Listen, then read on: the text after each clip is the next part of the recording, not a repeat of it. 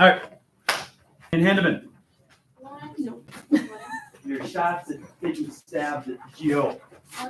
While you're handing them in, I'm going to hand something out. Yeah, mine's not like this. Good. I don't That probably is an overkill. I mean, I do get it.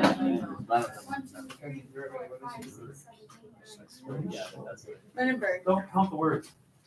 I just count like the sentence with my stat. Did I need the sentence? No. I'm more concerned with the stat. Okay. Okay. Put your name on Here.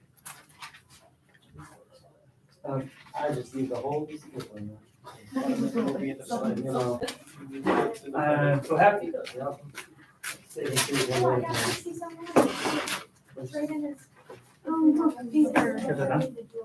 That's personal narrative. But I write What's big. up from? We probably have the same amount of words. My stats, I have a pizza Maximum maximum points. points. No even need to bring money down. I don't want more now. We have 20 minutes. It's immediate. 20 minutes. You're done. Paper, I definitely thought we I know. were making this shoe a sentence. Paper one, personal narrative. Alex, you drink stuff. 4 to 5 double spaced pages. Just these 20 Oh my God, what the heck, man? Why couldn't you wait till Monday? What? Without narrative. Oh, I mean, you know anything you do with it. I just want to introduce it to you. All right. Great, we're turning. Can I compare myself to a rainbow instead? You know what? Oh, that's actually not. For what? Can I That's like outright. compare myself to a woodpecker? Absolutely Compare not. myself to the sun. Stop it.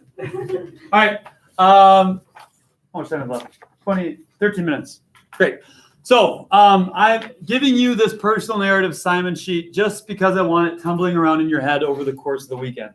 For today, you came with 5 to 7 ideas of affecting moments in your life. Could have been big affecting moments, small affecting moments, but affecting moment is the key. We're just going to go through this assignment sheet, talk about the ins and outs of things, and then you'll have an opportunity to ask me questions, and we'll go from there. This is the exact same sheet that is delivered to freshmen in Minnesota. Just changed the dates to meet the needs of our class. So here you go. 1,000 to 1,250 words, so 4 to 5 double-spaced pages. You're going to get 60 points, and then you get 10 points for each writing assignment that we've had up until this point. So that's a grand total of 100 points for the personal narrative. Each of the 4 papers ends up being about 100 points for that section. Make sense? Okay. I want you to know your topic by next week, Wednesday. So Monday and Tuesday, we're going to do some pre-writing activities where you play around with your topics. Wednesday, you need to formally declare one. Thursday or Friday, we're going to have conference time where I'm going to sit down with you and make sure that you have fully thought out what you're choosing and why you're choosing it. I don't want you just to write, even if like when you broke your arm was like the most, or you broke your hand was the most, affecting memory of like recent memory. If you don't know why that's important, or you don't know what sort of like external forces were at play, then regardless of how well you remember it or not, it's not a good topic to write about. You need to choose topics to write about that allow you to get close to truth, just like Langston Hughes, just like George Orwell. So that's what we'll be talking about on those 2 days. Peer review, draft due. So then you have about a week of drafting, which class time will be dedicated to drafting. This is where if you have conflicts with other classes and you're all caught up on your writing, you can go to other classes. If you're falling behind on your writing, you better be in here. Or if you're having trouble with ideas and stuff, you best be in here so that I can help facilitate your writing process. And then a week after that, you get a graded draft. And then 10 days after that is where you can return in something. You don't get full credit, but if you make some significant revisions, you can receive some stuff back. So that's like a schedule. Any other questions about that schedule, Ms. Cheney? So is our topic, is it gonna be like one day, or can it be like a series of different events that's like the same time? You can have a series of different events that are surrounding the same topic. There's multiple ways to skin this cat. If you're using multiple events though, it should be multiple events that are all exploring the same conflict. Does that make sense? So let's say it was like the tension you were exploring was, let's say you have a failed, what type of relationship do you have with your sister? Not really. Okay, so it would be like multiple events that lead up to that not really relationship. Let's say you hated someone. Okay, multiple events that maybe show the progression of that hate overcoming.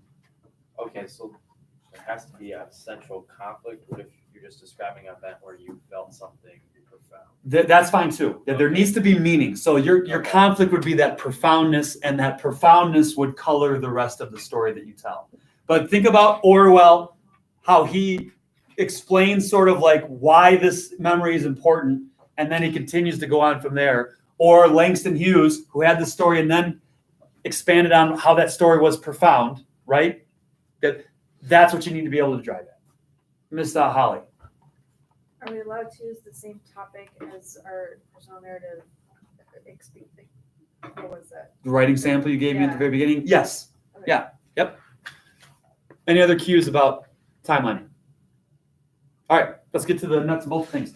For this assignment, I would like you to choose one experience, person, or time in your life that contributed to your education in some significant way.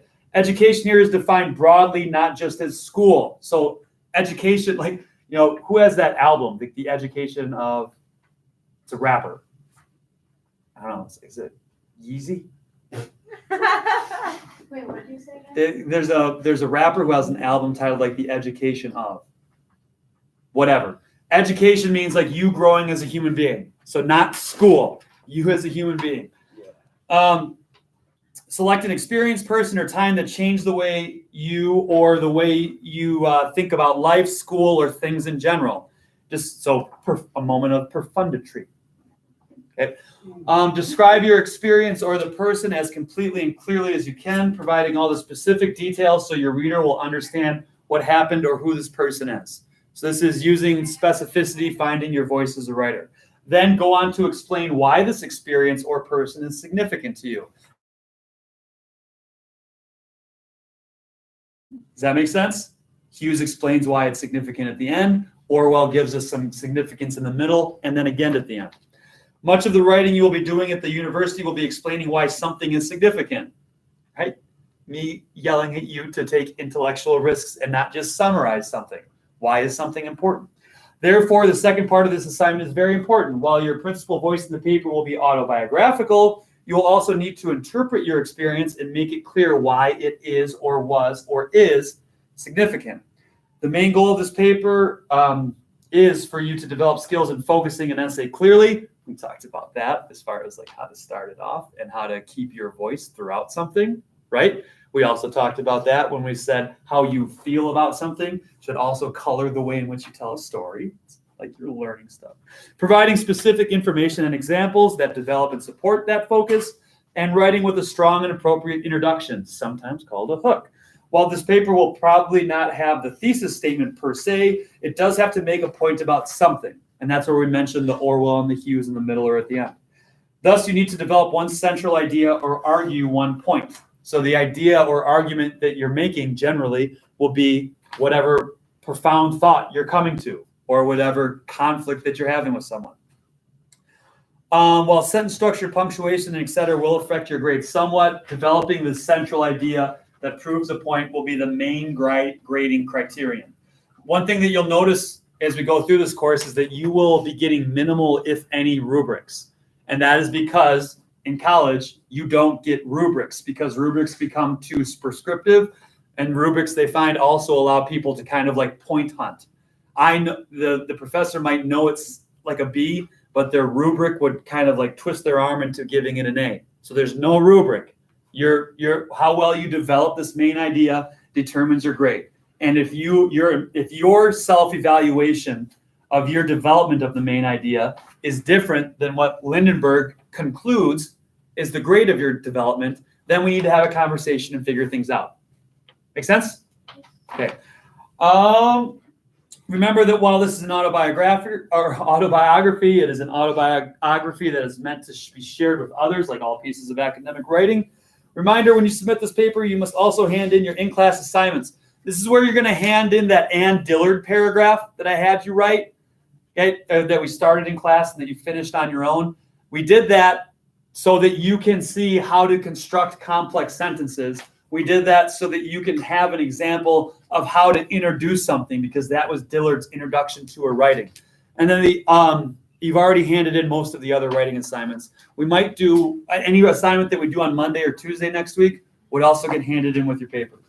And all of the drafts they commented on. So when we have peer review and people write on it and I write on it, those drafts get handed in with your final copy so we can see the development of your writing. And notes you took during your conference with me and your revision plan. Be sure everything is laid properly. We'll walk through that as it happens. So there's your paper. Does anybody have questions about your paper? How much are you allowed to help us with it? I mean, this is a writing process, so I'll be, acting as your sounding board and giving you feedback throughout. I will tell you to do things, and if things are good or bad, you're not cut loose here. Right. I am your Yoda. Except you talk like a normal person. Yoda, yours I am. Nice. Class, thank you for Kurt.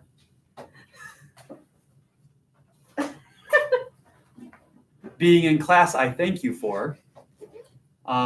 Good weekend, have you? Deuces.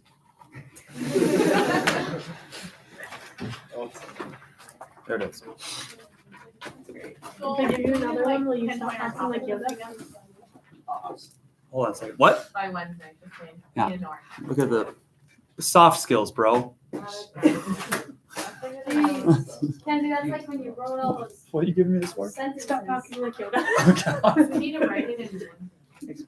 No, you're not writing into one day. You're having an idea, and then the conference is us talking about what you're going to be drafting. Yeah.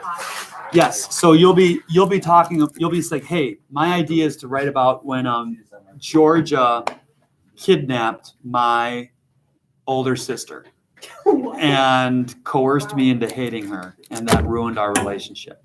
So I am going to sit down with you and talk with you about that. We'll talk about what is the central idea that you're arguing. The most important thing I mentioned on there. We're just going to talk about that. I would love to see I'm pretty poor. So Okay. Pretty poor. I I've realized after not I even asked, makes sense. It's